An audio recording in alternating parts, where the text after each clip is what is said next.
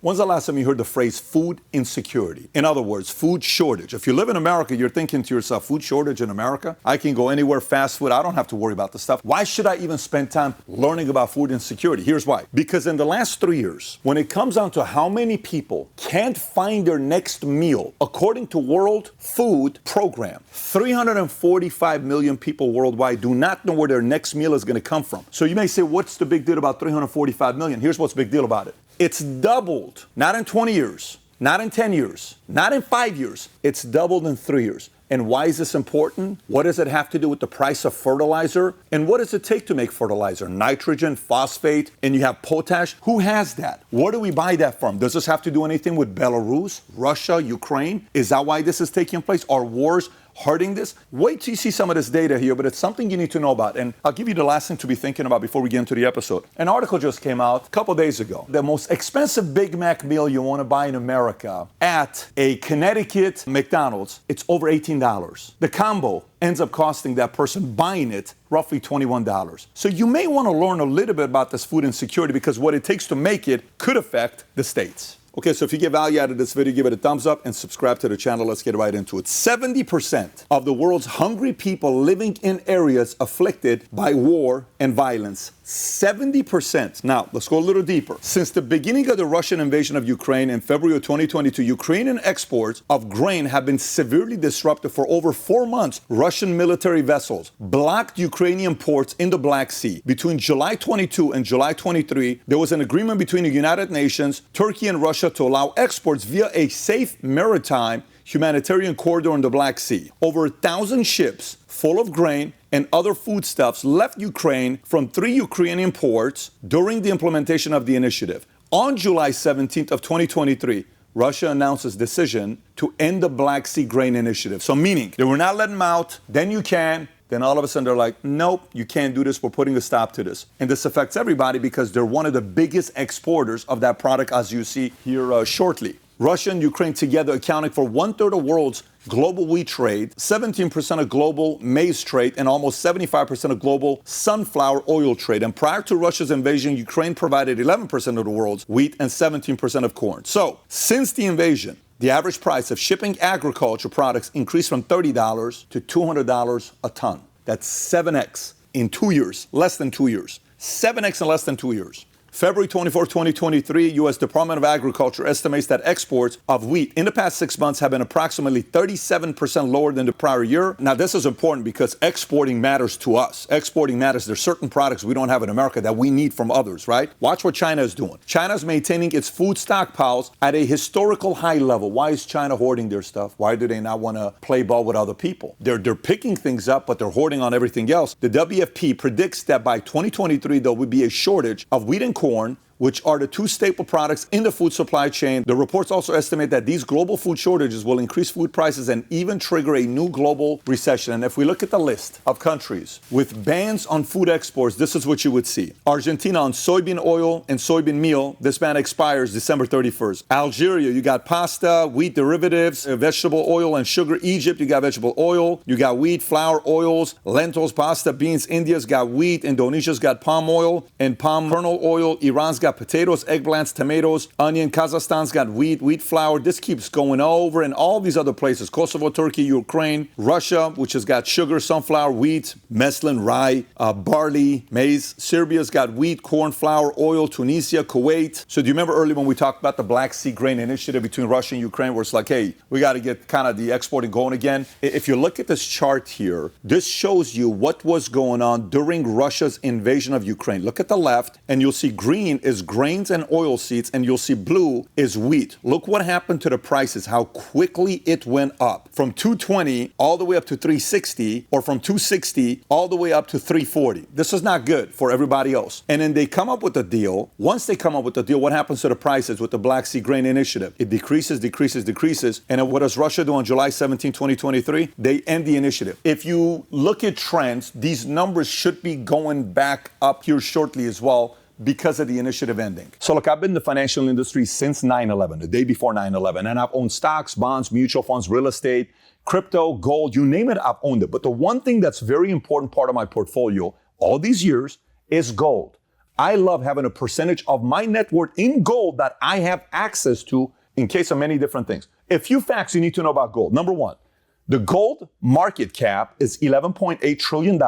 Since 2000, the compound annual growth rate for gold has been 9.24%, and during times of high inflation, 3% plus, has been 15.35%. Now, those are just some numbers for you, but there's some other benefits to add gold to your portfolio. Number one, hedge against inflation. Number two, results showed recently that 93% of central banks are working on a CBDC. So this means what?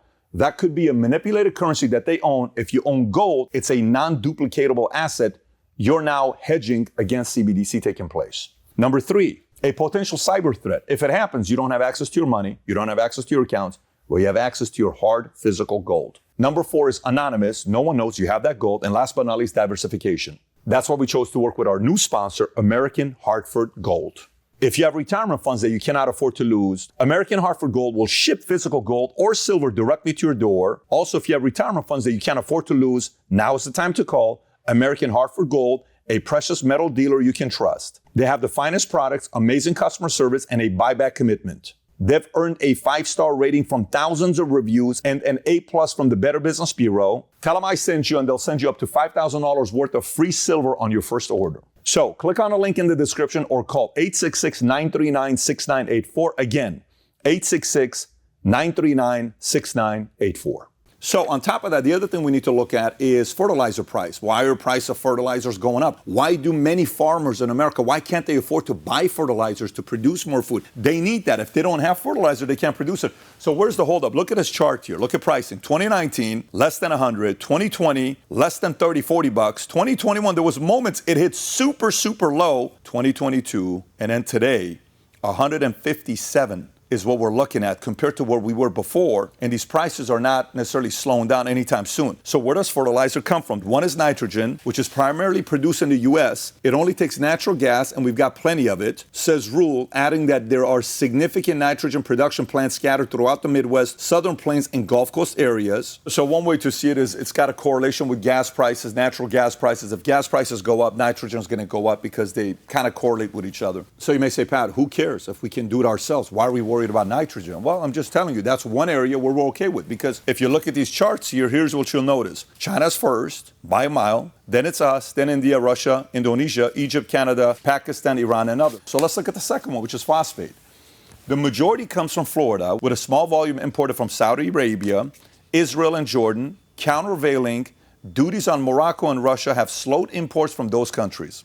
And if we look at the leaders bulletin on phosphate, here's what you'll notice. China is first, US and India are pretty much tied, then it's Russia, Morocco, Brazil, Saudi Arabia. However, when we look at potash, this is the problem. 90% of the potash that's used in the Midwest comes from Canada on rail cars. Only 3 countries in the world have significant amounts of potash: Canada, Russia, and Belarus. Matter of fact, if you look at the leaders bulletin here, here's what it looks like. Number 1 is Canada, then it's China, then Russia, then Belarus, then Germany, Israel, Jordan, Chile, Laos, Spain. On some lists, we're 11th, on some 15th, on some 13th, but we're not even the top 10. So notice the chart I just showed you. It shows China as second, right? But if we go to 2021, right before the war, look what China looked like.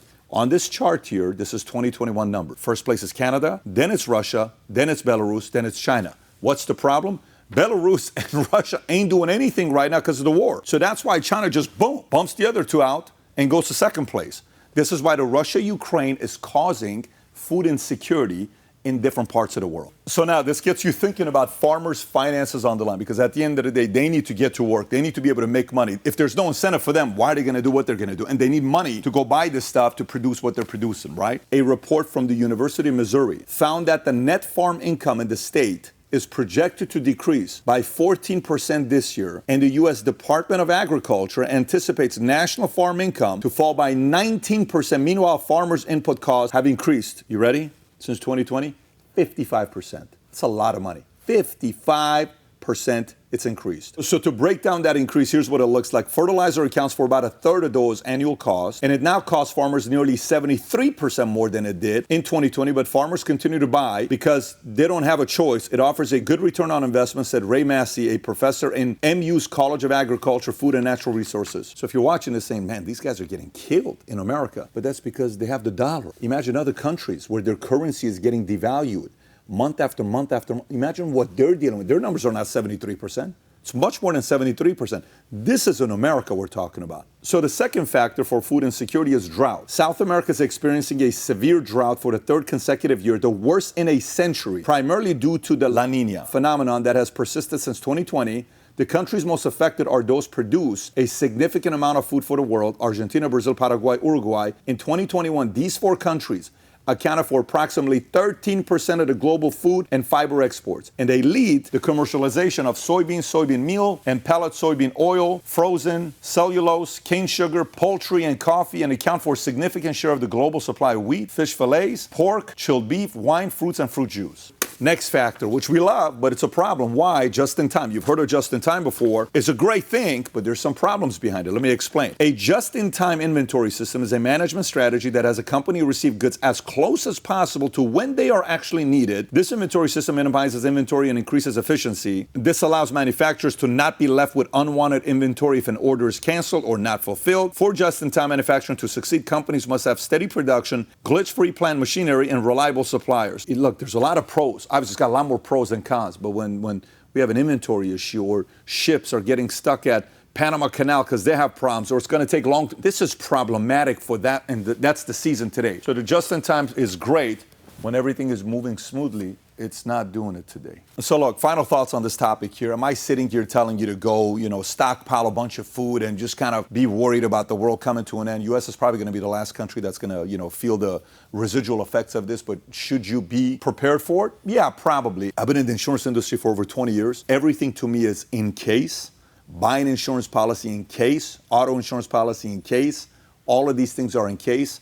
Water, dried food, canned food. Look at the expirations. There's plenty of companies that offer you to have this stuff in case something were to happen. If you can't afford to do that, you ought to consider doing that. It'll be a long time till the U.S. gets affected by this. Monetarily, we will be, but in a way where you're going to be not knowing how to find your next meal. Not going to happen anytime soon in the States. If you got value out of this video, give it a thumbs up, subscribe to the channel. One thing that gives me a lot of confidence about the future, it may not be a concept you know a lot about. Maybe you've not heard a lot about it. Musk's brother was participating in this thing. It's called vertical farming. If you've never seen the video we did on vertical farming, click here to watch it. Take care, everybody. Bye-bye, bye-bye.